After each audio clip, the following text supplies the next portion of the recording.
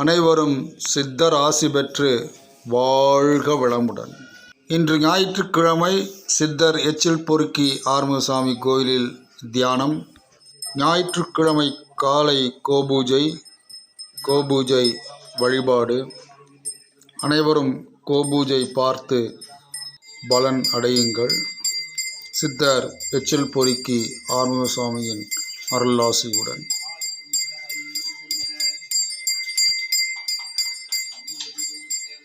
அதனைத் தொடர்ந்து சித்தருக்கு காலை அபிஷேகம், அலங்காரம், தீப ஆராதனை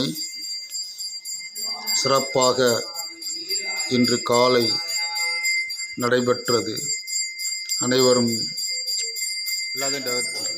சித்தர் எச்சில் பொறுக்கி ஆறுமுகசாமியின் ஆசி அருளை பெற்று வாழ்க வளமுடன்.